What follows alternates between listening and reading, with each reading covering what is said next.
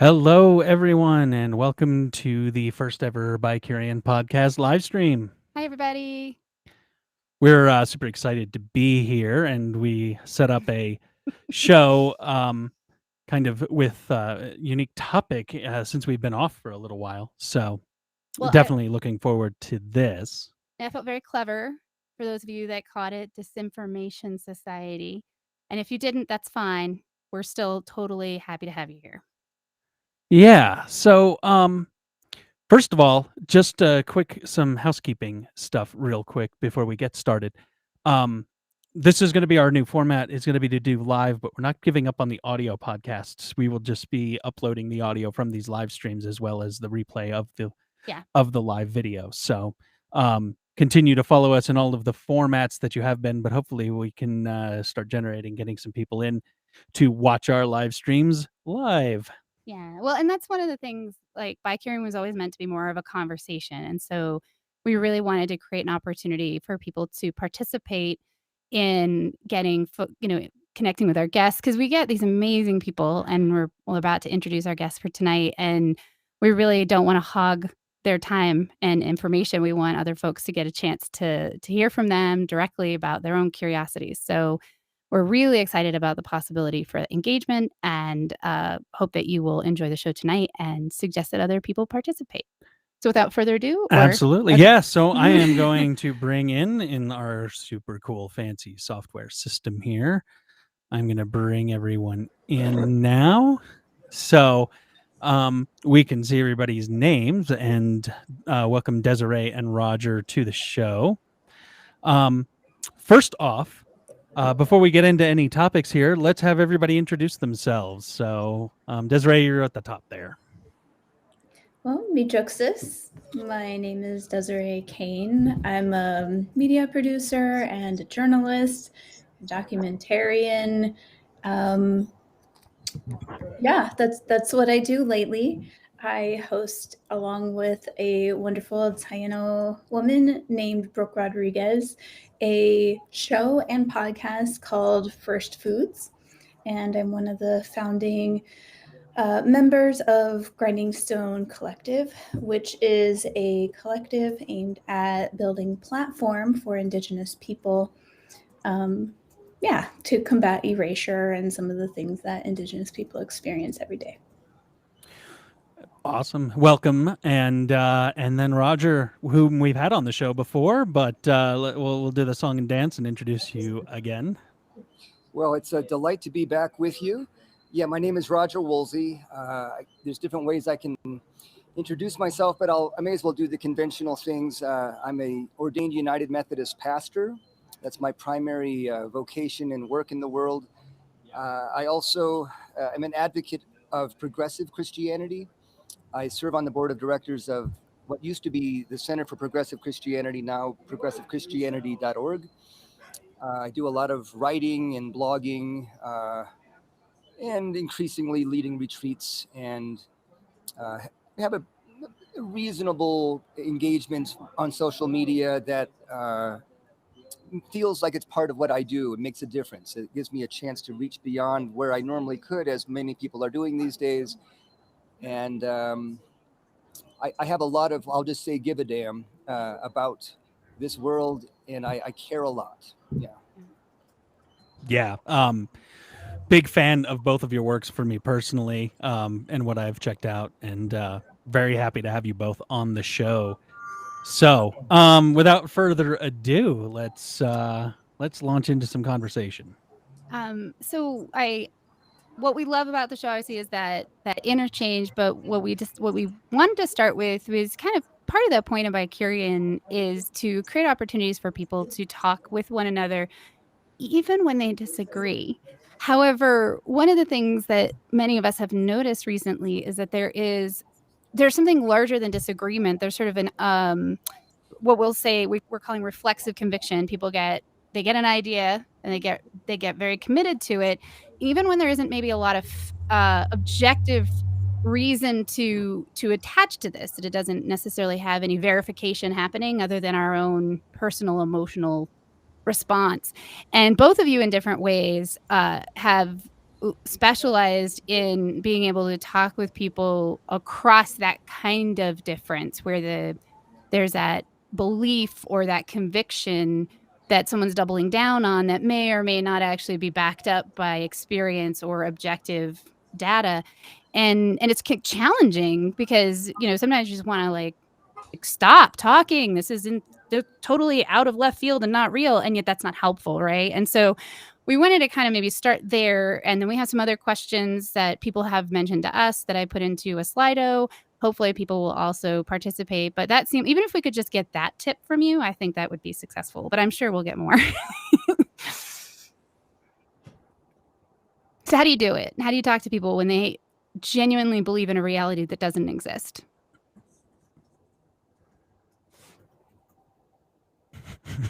I'm ready.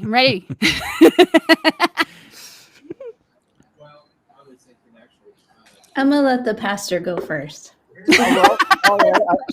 There's a lot that could go into that, right? Because what does exist and what doesn't exist, there's a lot. That's like a very loaded question, and where the role of spirit comes into empirical data is a big question, right? Like there's a lot going into artificial intelligence and super intelligences and different things.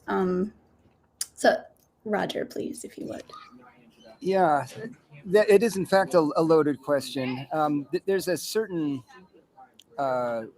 sense that what people, I think it was Anais Nin, she said, we don't perceive the world as it is, we perceive the world as we are. And so there are people who share the planet with me, but live in a different world because they have different premises and conjectures and experiences and expectations. Now, that doesn't mean we can only talk past each other. There is a way to have some common ground and soften the commitments, or at least become aware of those perspectives and hold them a bit more loosely. I've had mixed luck with this kind of thing. Certainly with, as a pastor, I engage with a lot of people who are atheists, and I engage with a lot of people who are more fundamentalist. And both of those kinds of folks experience the world differently than me as a progressive Christian. And I can't lump them all together because there are very charitable, self-conscious, aware fundamentalists and atheists and progressive Christians, and those who are pretty much oblivious and just horse blinders on and can't really see beyond themselves. So I don't like to go into an us-them, especially thinking that I am in the better place, although I have my commitments and reasons for them. I guess to go as quick as possible, the single thing that seems to help the most is to simply share, say, I realize you and I experience and understand things differently on this matter. Can you tell me a little bit about the experiences you've had in your life that lead you to think the way you currently do? And then they often experience that welcomely because someone actually cares enough to listen. But there's a little bit of coaching in the way I worded that. Tell me about some of the life experiences you've had that lead you to think the way you currently do. So that it sort of teaches them two things. Life experiences that we each have color and affect how we currently think. And I use the word currently because that gives them a permission that they could shift. It's my current understanding. And that can, for some people, soften things, and it takes it away from argument and simply story sharing. And then sometimes they will respond and say, okay, well, you've listened to me. Could you tell me about some of the experiences you've had in life that lead you to think the way you currently do? Now, they don't usually word it exactly back like that, but there's a certain tennis match. They've had their chance. Now they give me a chance. That doesn't always happen. And what I'm describing really doesn't really happen without some degree of trust and rapport. It's not going to be the thing that happens in the parking lot at Walmart or in line. I mean, it can, but it's rare. It generally assumes a little bit of trust and rapport. Maybe you're at the PTA meeting and you've got kids in school, so you've got something in common already, and you're waiting for the proceedings to start. That's a place that this could work. So that's the first thing I'll volunteer as something that can help.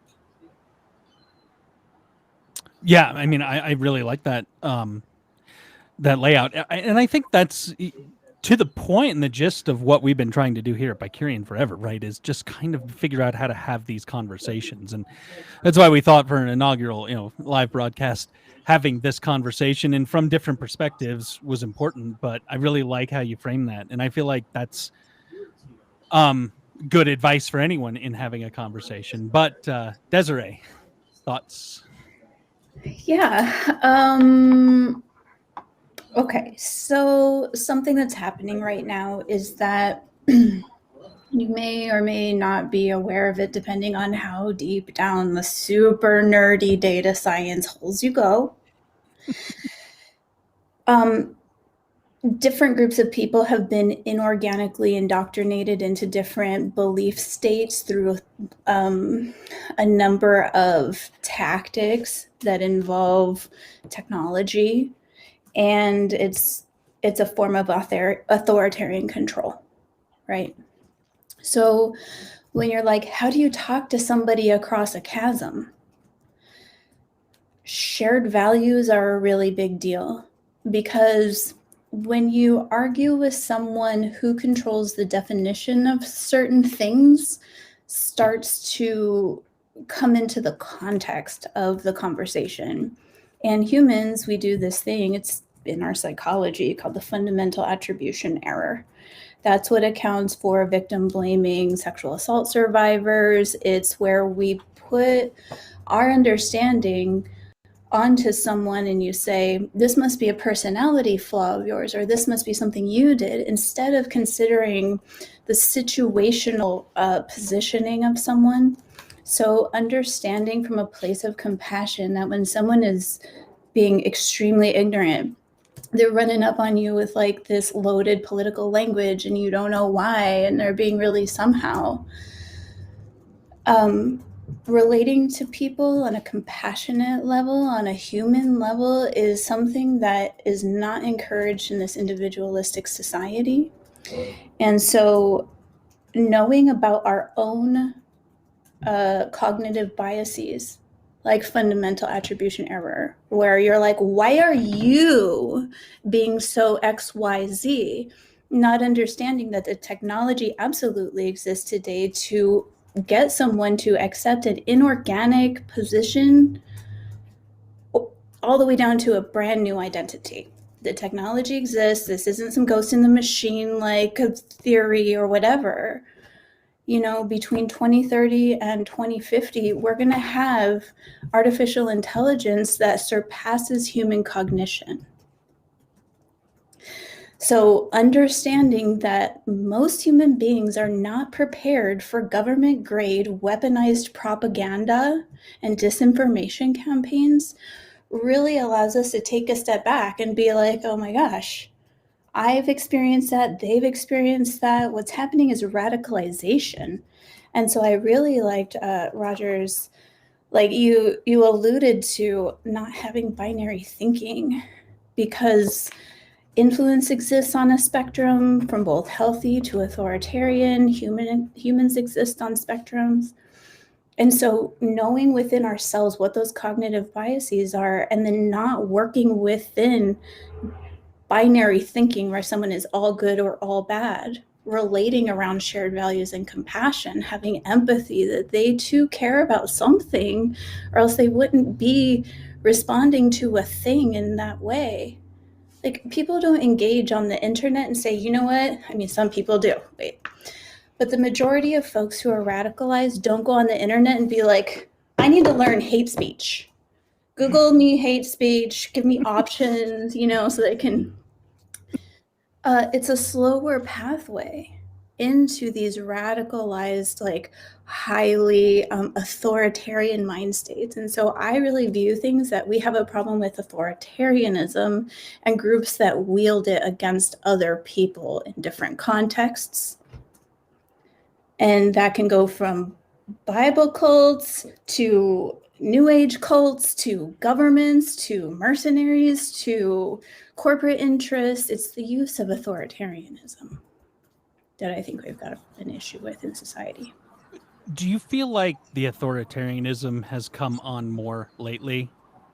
I'm going off of a gut feeling, and I do feel like everything's been said stronger. And I'll be the first one to say that, from a progressive mindset, I feel like there's been a certain amount of authoritarianism from the progressives over the years. You must be politically correct. You must be this. You must be that. And I'm just curious because I feel like everybody's message, for some reason in the last few years, maybe we could probably point to a few significant events that occurred that led to it. But how do you both feel about the authoritarian and just the volume of everything and how harsh things are? Have you noticed that it's gone up as well? Well, I mean, we don't have to look very far back. January 6th is still the wake of that. The bell ringing is still ringing from that. And that's an example of a group of people who were sort of coaxed through groupthink and team building and a sense of belonging and identity and reinforcing to actually act in a way they really normally wouldn't.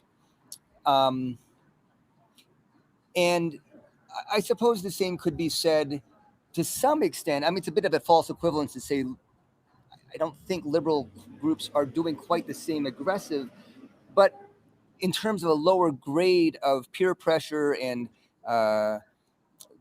getting everybody on board with certain language or certain understandings, yeah, I see it there too. And I suppose one piece to maybe explain some of this is we're learning more and more that the world is fragile and that it's a chaotic system.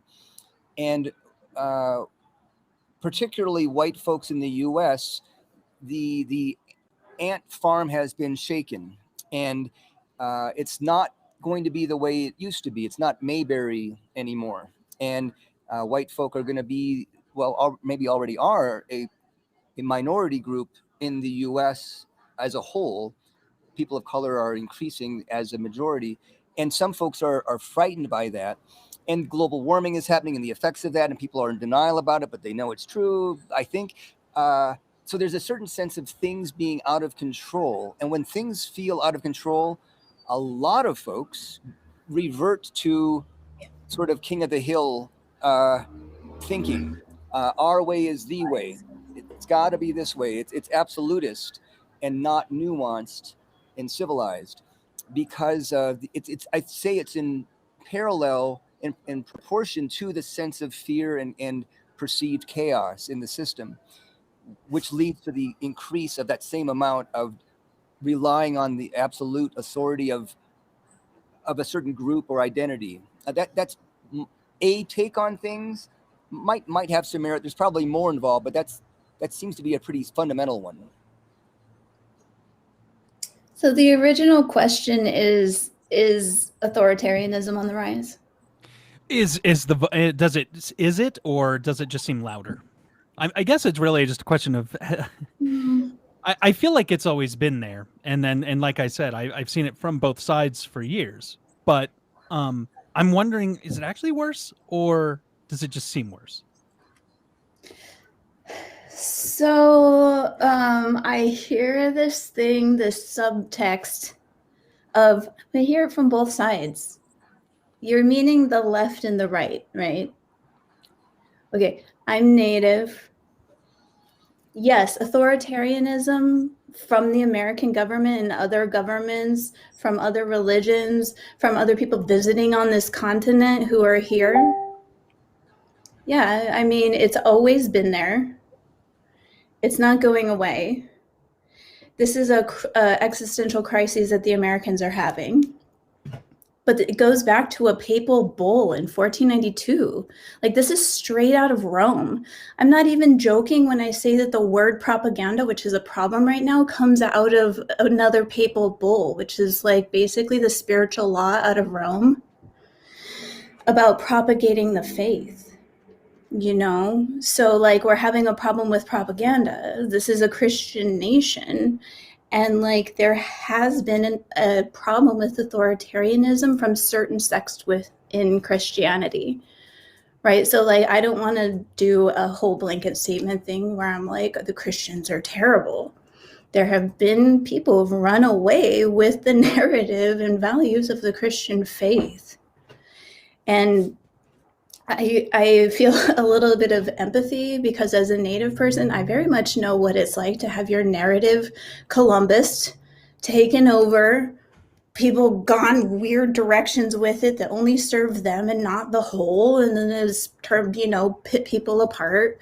So it has always been there. This country was formed through authoritarian measures. This continent has experienced attempted full-on colonization for hundreds of years. Like since Columbus was found lost at sea by the Taino community in 1492. So what I think is happening right now is that there is an information explosion, and oftentimes information explosions can detonate moments of what feels like chaos and confusion because our world is shifting. And we're not cognitively ready for that. Our brains aren't meant for like supercomputing and literally super intelligence that is smarter than we are. We're having a moment. And now we've had, 10 years where the population is really hooked on social media. And we're finally starting to stare into our own eyes. Like for a while we were glamorized, like, oh, we're so cute. Look at me, selfies.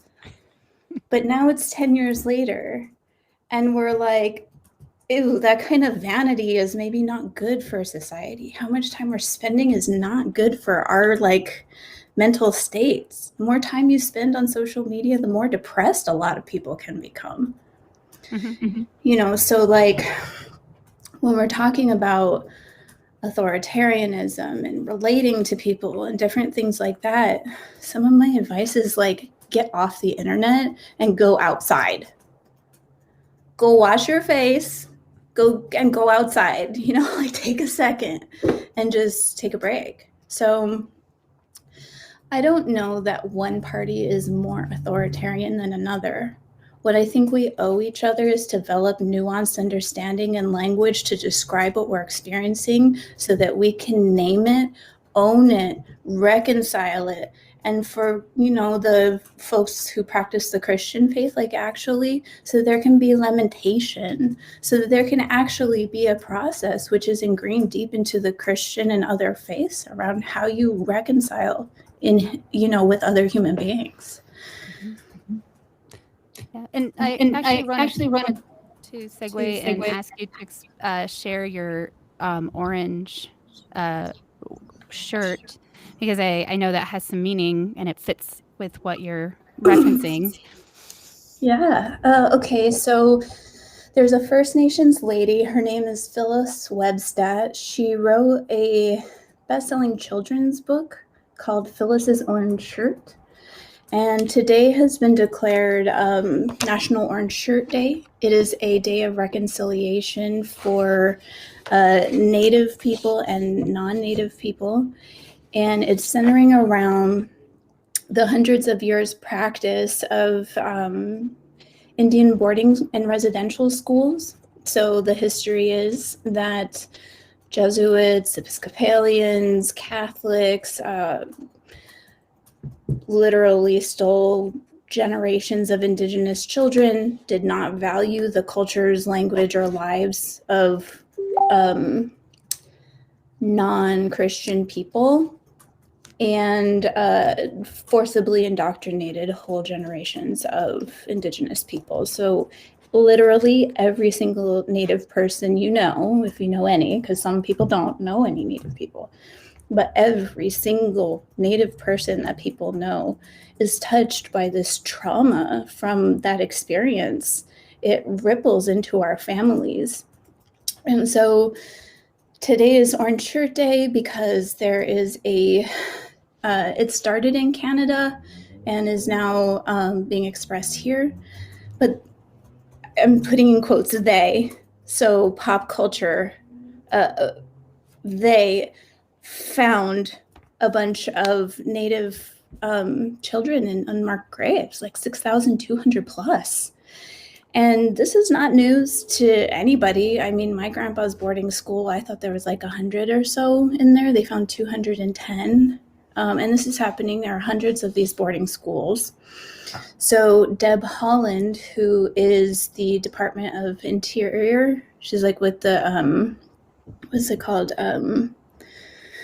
The Biden administration. She has launched basically a study of what has gone on with the boarding schools to try and bring truth and history into contemporary American, awareness, but also into policy. Because honestly, we need to make it illegal to like enslave and mind screw up generations of people, and it's not. So that's what Orange Shirt Day is about bringing, visibility around this pretty painful history, but as a way to educate, reconcile, and then maybe have a glimpse into some sort of reconciliation between what has happened. Because as long as we're gaslighting Indigenous people and just being like, oh, well, you were conquered, so you just need to get over it, we're not going to do any healing. Like, we're not going to get past anything. And so while some of it is performative and train companies are painting whole trains orange for visibility for their marketing campaigns, but behind that is this opportunity for shared discussion, particularly with the interfaith community around what happened. Yeah. So I actually want to turn that over to Roger. I am. Let me be clear. Roger is a friend of the show and someone that I am.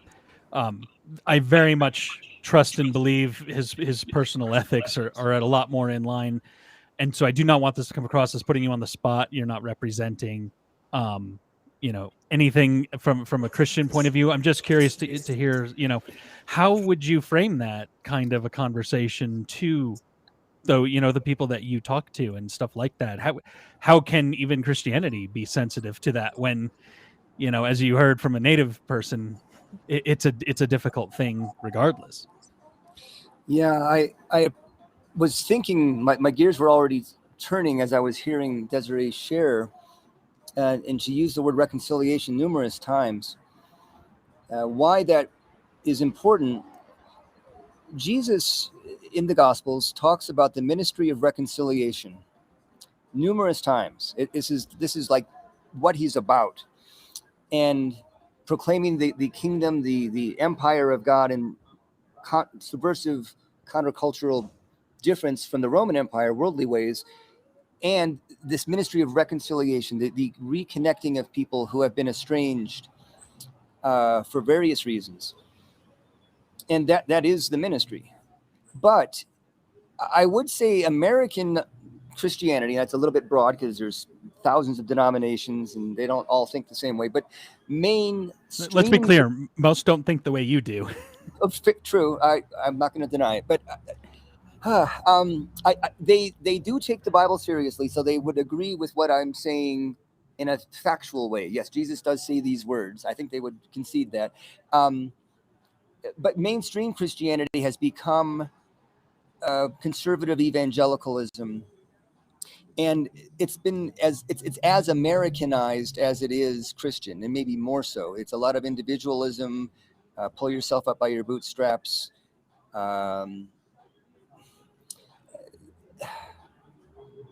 It's not really the shared collective values of the ancient Hebrews. It's much more personal salvation. Do I know Jesus is my personal Lord and Savior? Forgetting that salvation in Judaism is about wholeness, well-being, healing, and it's as much about the collective as it is the individual, and it's more about the here and now than compared to whatever happens after we die. So re-educating Christians to understand really what Jesus is talking about when he sells salvation. He's coming from a Jewish perspective. He's not speaking as an Americanized Christian. He's got a collective view. He's got a here and now view. And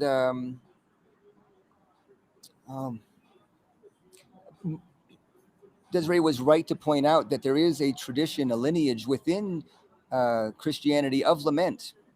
It's not the strong suit. It's not been muscles that have been flexed very much recently. I can think of a few places here and there, yes, but those are the exceptions. Generally speaking, the American Christianity is a gospel of wealth and success. God favors those who are doing well and obviously blesses them. And if you're not doing well, you must be doing something wrong because God's not blessing you. It's this shame-based thing that justifies injustice and cheers on the winners of society. And that's sort of like the goal, which is so not what Jesus was about. And so bringing back this notion of lament doesn't have to be ripping your clothes in sackcloth and ashes and soot, but maybe actually, because the degree of harm is significant, and a lot of folks are just now learning. And when you learn something you don't care to hear, you tend to have an allergy against it and you resist it. You'd rather not welcome it. It's an inconvenient truth, right? So when you hear that the U.S. has been at war most of the years of its existence, that there are almost 800 military bases around the world, and that we've become an empire, justifying 5% of the world's population, consuming over a third of the world's natural resources, and putting out a disproportionate amount of the world's global warming gases, that we got our, within the realm of nations, we're an adolescent, 250 years-ish. And how do we become a superpower? Well, we did it on the backs of people. We oppressed people. We decimated the indigenous people in large part, and we enslaved people and accelerated our economy through the enslaving servitude of people. And that's not that long ago, really just a few generations. And that bell is still ringing. When we talk about the issues with the Palestinians and the Israelis, what we say, well, we're never going to fix that. They've been at war for generations. Well, okay, that's a negative view. But in our case, our history is only 200 plus years old. That's a fresh bell that's still ringing. And to pretend that we are living in a situation where that bell isn't ringing, it's oblivious. It's tone deaf, and it's just a false way of living. And so there's a consciousness raising that has to happen, and helping people realize that there is something to atone for. There is something to have reparations about, something that requires reconciliation. And so an example of where this comes out, a lot of white Christians want to say all lives matter in response to Black Lives Matter. That's a very Christian thing. All lives do matter. Okay, yeah. But that's oblivious and tone deaf when you've got 13% of the population, the Black folk, receiving a disproportionate amount of violence and death at the hands of police. It's actually rude, and more than rude, it's I would say hurtful, sinful to have that as a response to a situation that's requiring attention. So that's just one specific piece. Now, going to your issue, you were sort of suggesting things are getting worse. I'm aware of some things, and I'm trying to make sense of it in my mind. Generally speaking, violent crime has gone down in this country in the last 10 years. However, and to the point where it's really quite low. It just seems bad because of the news, but it's actually quite low. But in the last year, 2020, violent crime and murder went up 20%, an unusually high spike. And hate crimes have gone up dramatically over the past 5 years, actually starting on the day Trump won the election in November 2016. And so there are things that we can look at to see that there's been this aggravation, sort of like human aggravated global warming. Well, there's human aggravated global polarization, or at least American polarization and aggressiveness. So the actual violence that's showing up has a parallel in the language and the assertiveness and the us them fisticuffs ready to fighting words on the internet. It's really a piece of the same phenomenon. A lot of folks aren't going to engage in physical violence. They feel safe driving their car and they flip somebody off. They feel safe in their car with a little road rage. But behind the internet on their keyboard, they feel even more anonymous, and they let out their monster a bit more readily. And that has happened for sure in the last 5 years. More people ready, trigger happy, ready to pounce. So going back to Christianity, what's in a way frustrating, while Christianity has within it medicine that can help, and a whole lot of folks are fleeing religion dramatically in the last 10 years, they're fleeing the thing that could help them. Now, some forms of it, yeah, if that was the only way of being Christian, I wouldn't want to do it either. And I'm grateful there are other ways besides those certain ways.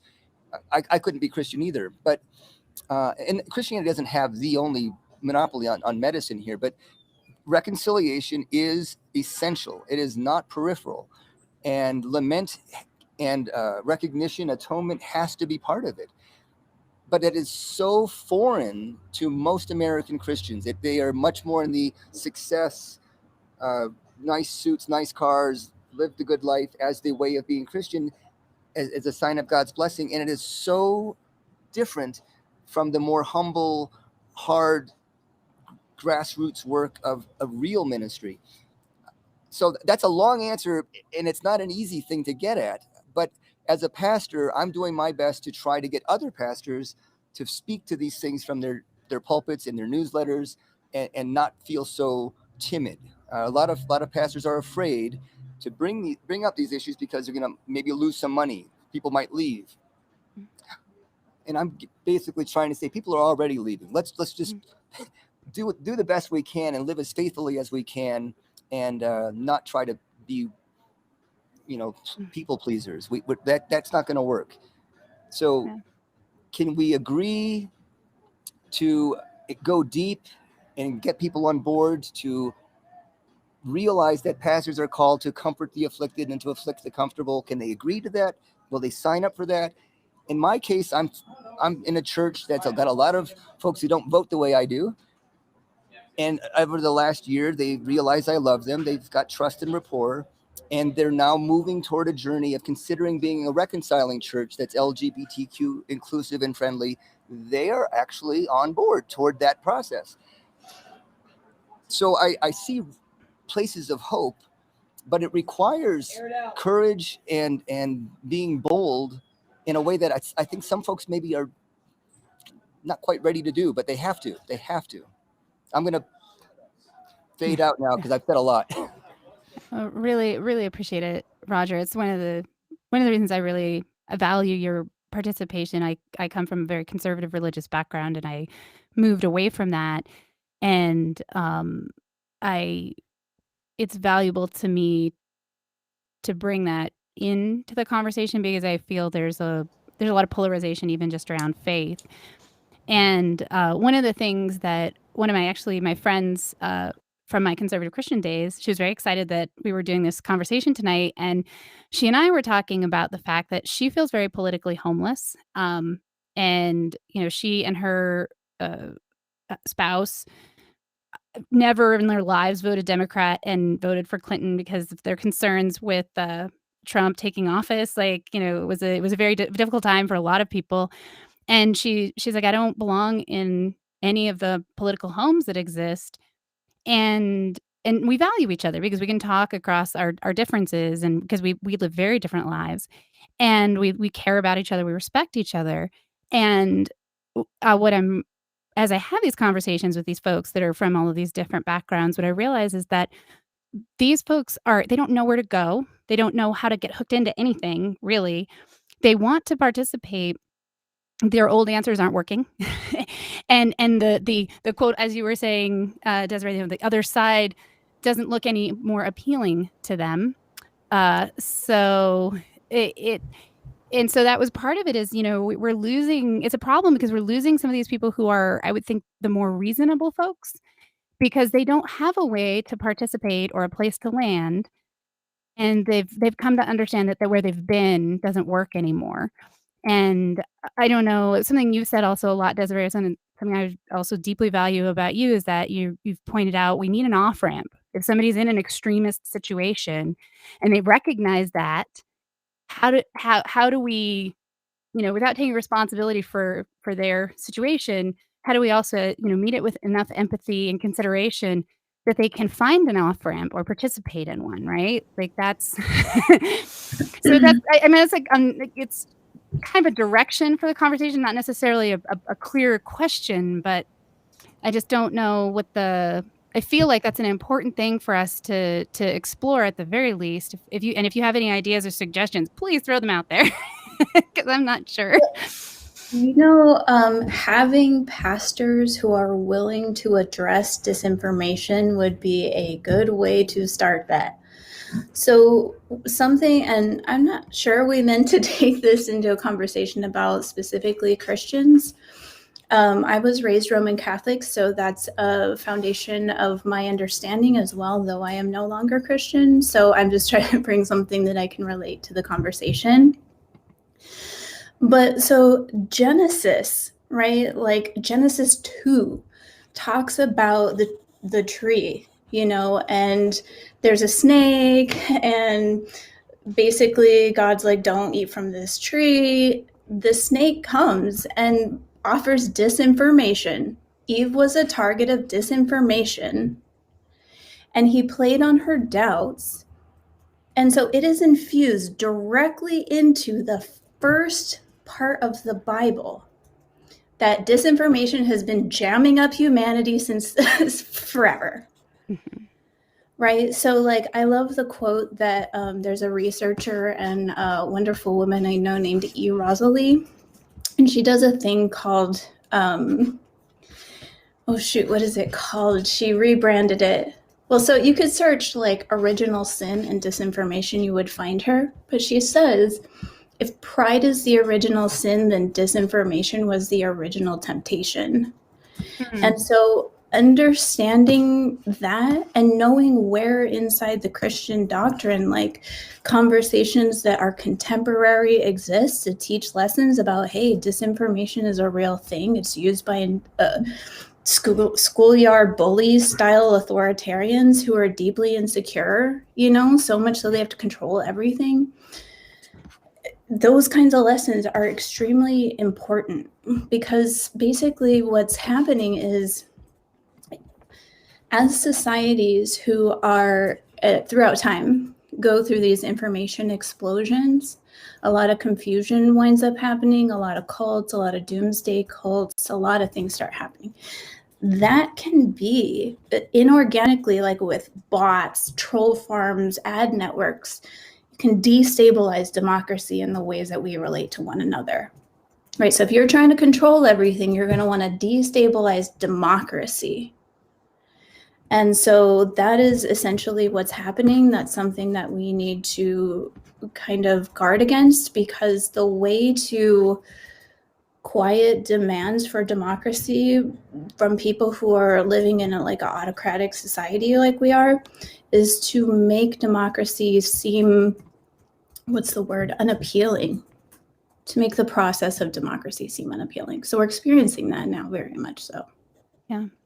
Well, it seems like other people's freedom is often just like put up as the scary thing. So, and you wanted to say something, Eric? No, yeah, I was actually just going to make a comment. To your point, Desiree, that this was not necessarily a conversation. It was supposed to be about Christianity or about you being native or about I'm white, male-bodied, but non-binary LGBT.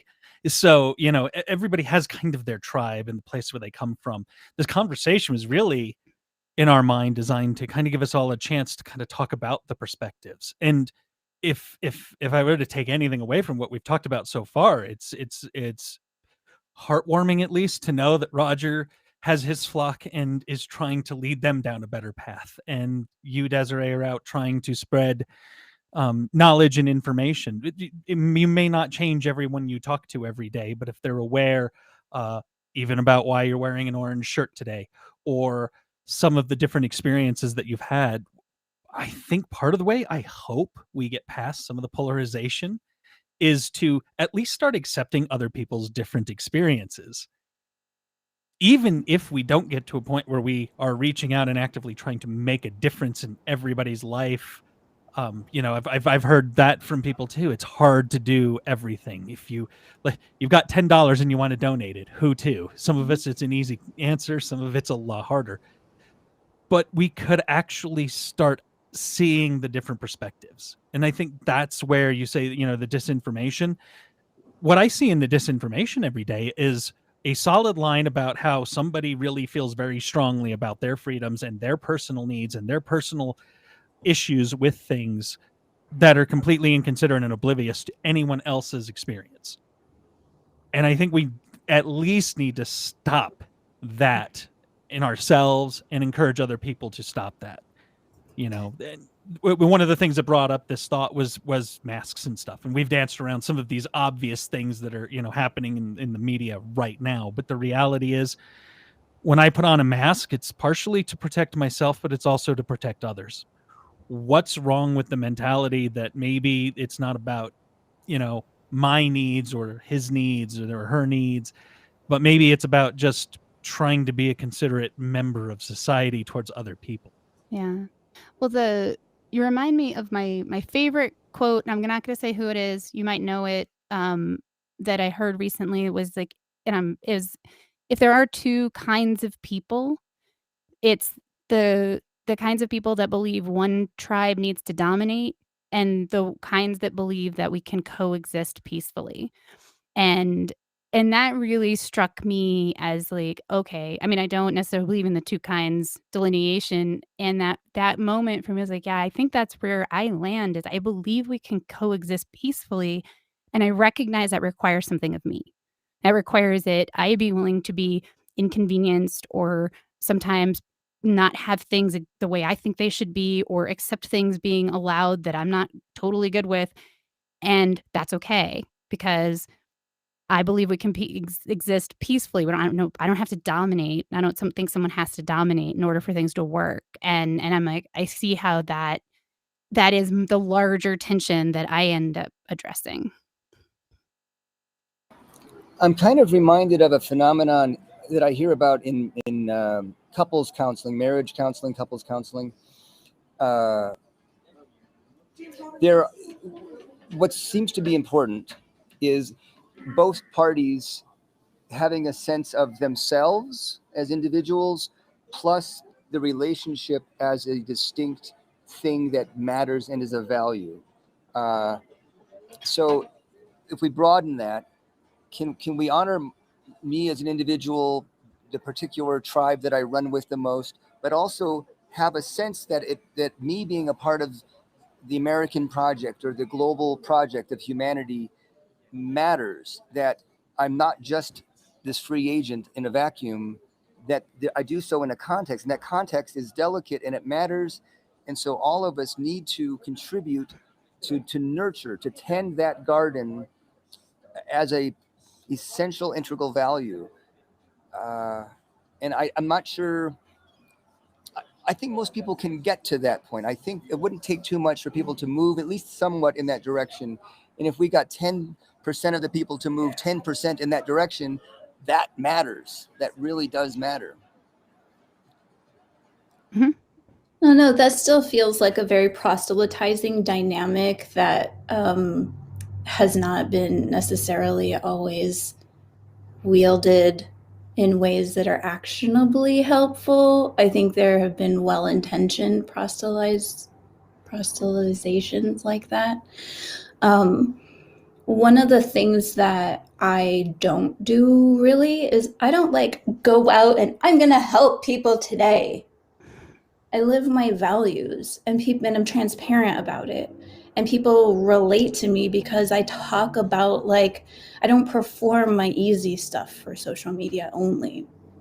Because what happens is the young people judge their insides by my outsides. And I think that we owe younger people candid authenticity. So I actually have, I suppose, an inverse approach where I don't go out and be like, I'm going to do my civic duty to help. I'm like, okay, so firstly, what about myself do I need to be aware of that is going to make it difficult for me to relate to other people? Right. So I understand my cognitive biases. I understand like different, personal issues that make it hard for me to hear people. And really, this is the level of introspection that's needed, because the dynamic currently is go out and help. That's also known as base building. That's also known as building the fort. That's also known as colonization, right? So it's a colonization dynamic to be mindful of. And I think, we should be aiding other people. If you have extra resources and your like neighbor, friend, whomever is struggling, help them. Like directly, especially if you come from a family that has generational wealth.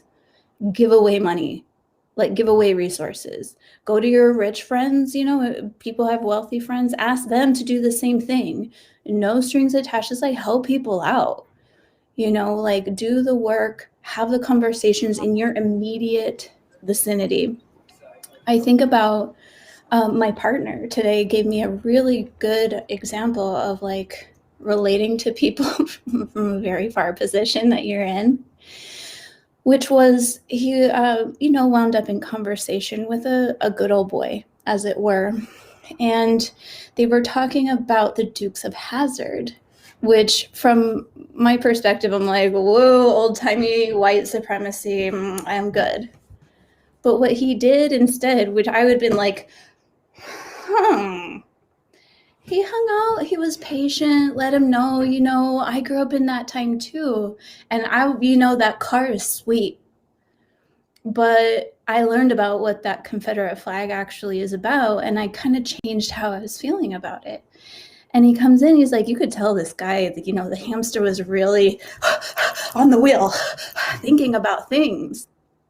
Those are the moments that I think are more important than going out and helping people.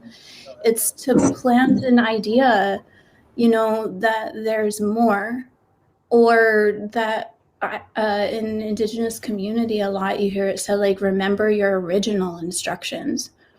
There's no original instruction that says go out there and kill people, like in spiritual human law. There are interpretations that result in that because of authoritarianism, because of, hate or evil, however you believe. But, I a lot of times well-intentioned people, they go out well-intentioned, and instead of working with the community that they're intending to be an aid and an ally within, they wind up bringing in things and processing their own trauma in spaces with marginalized people. Because this is about you going out and you fulfilling your need to do things for other people. It's still like a me position. That's So what are they called? Missionaries do that. So I feel I totally agree with what you're saying, and I hear how you heard what I was saying. I didn't say go out and help people. I said to tend the garden of the sense of the collective, the larger sense of something bigger than me. And so I think you heard that as do good or help people. But the things that you have named, like on social media, sharing about I'm having this bad day, I'm having this issue, I'm not at my best today, I'm going to see my therapist, I'm having, in putting out that's an example of tending the garden. Helping people see someone doing their inner work is tending that garden that I'm describing. And this conversation that your partner had, that was a beautiful example of tending that garden. So it's not so much help somebody build a house or dig a well or give them a scholarship or something. The things you're naming are very much exactly tending that garden that is, well, it's frankly matters more in many Mhm. ways. And it's so much easier to pull off And yet, not everyone is going to feel so empowered or comfortable doing it. Your partner really rose to the occasion and met that person, resonated, and then added. And then I found myself rethinking this. And he didn't tell that other person he had to rethink. He just is naming his process, and the other person's witnessing it. That's beautiful. And I would say that's tending that garden that I'm describing. Yeah. Well, I also really want to speak to what Desiree was talking about in terms of that value of introspection. And we did that Be the Change campaign partially because of our awareness that if you are wanting to have a conversation with someone about some of these more delicate topics, even if you want to apologize in a personal way, right? Like, I'm not even talking on a larger scale. Being aware of where that's coming from is so important, because if I'm apologizing to you because I need you to do something to make me feel better, that's not actually me apologizing, right? And yet it's often like you'll see that modeled in public behavior or in media where people, they are presenting what is supposedly an apology, but it's actually a way to feel better. And an actual apology has to be centered around the other person, the person that you harmed or you believe that you harmed or has told you that they were wounded or harmed. And it's hard to do. And it's really hard to do if you haven't done that introspection, because it feels very uncomfortable and you just want to run away from that feeling. And so I really want to acknowledge that aspect as well that you brought forward, Desiree, that is so valuable and can be I think overlooked, because definitely want to rush to like, oh, now that I know there's injustice, I'm going to be the one to fix it. I'm not going to be that kind of, I'm not going to be that kind of colonizer. And I get where it comes from. We all understand that. And it's so important to really note what's my motivation here. And if it's not about the other person and really understanding where they're at and what they're actually asking for, maybe it's okay maybe to just step back and give yourself some time to get more clear, because we could accidentally, with all the best intentions, cause more harm.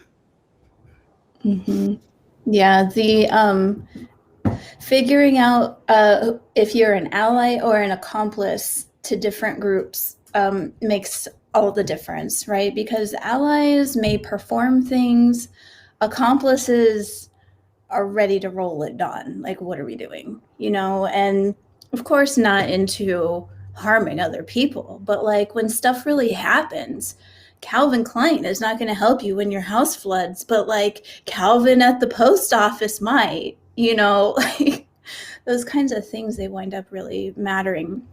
I wanted to also just, before we, close, one of the things about radicalization is if you go at someone and you're like, you're wrong and here's why, and your intention is to actually maybe participate in de-radicalizing someone or planting seeds, tending the gardens, however you want to frame it, going at someone and telling them they're wrong, you participate in their radicalization, because people dig their heels and go farther lost away from the original friendship that you shared. Yeah, thank you, Desiree. That is exactly the point that I was kind of coming at from the beginning, and I did not make it as clear as you just did. I've seen that from the left, the right, the top, the bottom. The minute you come across like you're attacking somebody or, in some way judging them, super harshly, you're actually probably doing more to create the narrative that they are living in. And I feel like that's where a lot of the polarization, we could probably apply that logic to every situation that's in the news right now in some way. And so, and one of the things that, talking to Roger in the past, I can say is that I really appreciate the way that he's approached making, his views or, and a lot of the people that I see that are very successful have found a way to do that. And really the point of this show is to bring that idea forth. We have to all collectively stop causing, the people that we're talking to feel like the only answer they have is to push back extra hard. And sometimes that means opting out. I mean, I know that in my experience in working in the LGBTQ community, because I had a religious background, I would take on a lot of religious conversations. And I did it for about 12 years. And the last year that I was in my position, I realized I couldn't do it anymore. I was like, oh, I'm full. Something happened. I was just like, I can't do it anymore. And I opted out because I knew that I couldn't have a conversation without causing more harm at that point, because I was tired of giving space for the things that were harmful in my world. And it hadn't been a problem, and then suddenly it was. So I think it's a really important to, and especially, and I think this is something specifically for white people and dominant culture people to understand, is that people of color and people in minority groups are often not able to opt out. And so that's where, if we take on having those conversations when we can, even though sometimes we feel awkward and weird about it, what we are doing is we're taking responsibility for our privilege in a way that might possibly create a little more space for someone who actually can't opt out because they are having to deal with it in a very different way. So that's just a suggestion. And sadly we're at the end of our hour. So if you have any last thoughts or anything, I would love to hear from you. Yeah, I was going to say, if here's an idea for a last thought, by all means choose to use it or not, but I would love to leave everybody who checks this out, both recorded for posterity and live now, what would you say would be one thing to go do tomorrow? I feel like we're all passionate about some of these ideas, and Desiree and Roger, you both had some great ideas. What would be a parting thought? What's one thing to go and do tomorrow to maybe start making a difference? Well, this is maybe a small thing, but it probably has a cumulative effect that might be big, like an avalanche or something. But when we come across memes on the internet, and someone who thinks like us sends us a meme that really supports our position, it really reinforces my view. Like maybe it's some words attributed to some known fundamentalist preacher, and it makes him look horrible and that whole movement look horrible. Well, rather than just sharing it, because I already have confirmation bias that, yes, I agree this guy's a jerk, and I don't mind passing on making this guy look bad. Wait a minute, time out. Is this actually true? Can I do some research and verify it? Was this actually said? Is it out of context? Do I want to contribute to passing on something that it might sort of feel good that it supports my view so strongly, but have I done my homework to make sure it's actually true? And then if it is true, even if it somehow is true, is it really helpful? Is it needful? Do I have to share that? So that's something that I've caught myself several times in the last few years. I shared something, and then 20 minutes later, I was like, wait a minute, I wonder if that's really true. And then I do my homework, and I find out that it's not true, or it's really distorted. And then I walk it back and remove it because I don't want to contribute to making things worse. So that's an example of a way to reduce the disinformation. So that's something I can share.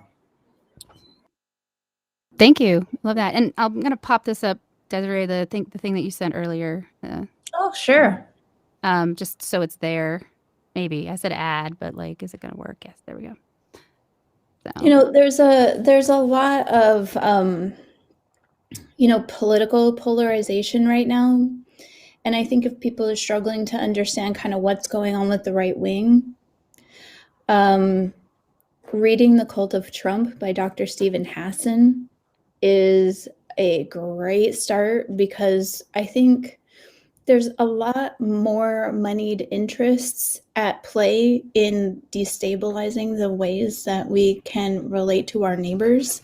And so understanding like what's going on there in general is really important, because there has been, I know I've said this, like I feel like a little bit of a parrot, there has been inorganic, meaning people have paid money to destabilize democracy, right? They're making the memes that Roger's talking about. They're boosting them with money so they get out there, these harmful memes. They frame things in weird ways. Fake news we know is a problem. It's in the U.S. intelligence, like annual threat assessment for the United States, that climate change and information attacks are inbound. We have to get a hold of this before it goes any farther, because with the addition of some of these technologies, we have to build guardrails. because the trajectory that humanity is on it's an existential threat. We've talked about it. But reading The Cult of Trump, again, by Dr. Stephen Hassan, is wonderful. He's a Jewish man, so he comes from the Jewish faith, and he writes within that context. So that would be mine. When I would say sharing this podcast with people, I mean, that's not in any way, but shameless plug time. But no, I really appreciate both of you coming on the show. We are really blessed to have so many good connections and like-minded people to share all of this with both our listeners and creating a record of some of these discussions and things like that. So let me be the first to say thank you very much. We'd love to have more of these conversations, and as Roger has been on, Desiree, we'd love to have you back as well. I think it's just important. We just need to get together, chat about this stuff. Maybe we'll come up with new ideas. Maybe we'll alert other people. We actively all need to pay more attention and know that, you know, if you're reading something on social media or whatever, and you have some sort of, you know, visceral response or some sort of, you know, highly emotional response, it's probably being generated. It's probably some form of manipulation, even if you agree with it. And so we have to realize that we have to be in charge of our thoughts. We can't just have them dictated to us and then rage and shake the flag and retweet and repost. I can't stand all this. You're not really helping at that point. So, but again, really appreciate having everyone on the show. Mm-hmm. Yeah, no, and I forgot to pop up a little. This is Roger's website if you're going to look for Roger. And thank you everybody who participated in the YouTube chat. I really appreciate that. And then I just again with Desiree and First Foods, definitely check that out. And her, I have to give a shout out to her, a co-host and co-founder, because I made the time a little too early for the show, and so she had to handle it alone. That was really sweet of her. I wasn't expecting that, so that Desiree could be here right from the beginning. So thank you, Brooke. We appreciate you so much for supporting Desiree and being here for this conversation, and both of you for being here, and Roger making it work where you're out and about. You're probably freezing. I don't know. Thank you. We'll let you get back and warm up. But yeah. Thanks, everyone. We will post all of these links along with this once it goes up live as well for rebroadcast and re-listening. But yeah, excellent. Right. Thank you for being part of our first live stream. See you guys. Yeah, thank you. Take care. Thank you. Bye.